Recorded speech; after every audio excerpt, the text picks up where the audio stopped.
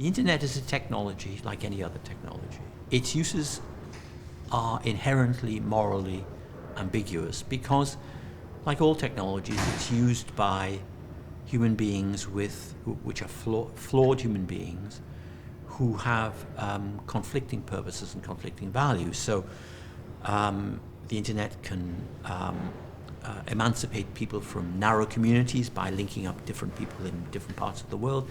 I use it myself for research and knowledge. It can bring human beings closer together, but it's also used by ISIL to promote its atrocities, to terrorize others into accepting the tyranny of ISIS, and to exhibit its atrocity. The internet is also used to promote the most poisonous types of racism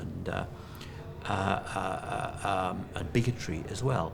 I'm old enough to remember the world before even the photocopier.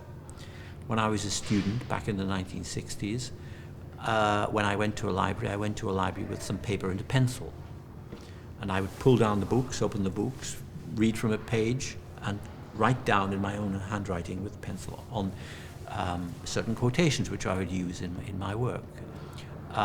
Then the photocopier came along. And even at that time, I remember people saying the photocopier will destroy tyranny.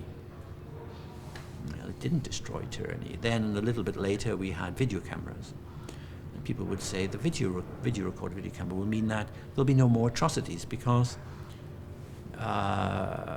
if they're filmed, then that would incriminate those who did them. Well, in Tiananmen Square, it was filmed and projected all over the world. It didn't change the tyrannous aspects of the Chinese regime. And now, as I mentioned earlier, ISIL is actively using the internet to send images of atrocities, to promote terror and horror and fear in the minds of people throughout the world and in the communities it wishes to tyrannize over. So the internet can be used for many good and benign purposes, but like any technology, it's inherently good and bad depending on how it's used. I've sometimes been asked, by the way, are there any entirely good technologies, that ones which can only be used? The only one I've been able to think of, possibly, I'm not sure, is anesthetic dentistry. It's hard to imagine how that could be used badly. So there may be one or two, but mostly technologies are ambiguous because of the reason we discussed earlier, which is that human knowledge is morally ambiguous. Knowledge in itself is not liberating. Knowledge in itself simply confers power. And knowledge in itself, the growth of knowledge, does not make human beings more reasonable, more rational.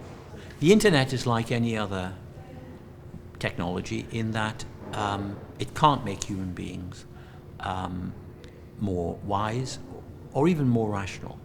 It simply gives them more possibilities and more power, a wider range of things to do to each other, to themselves, and to expand their power.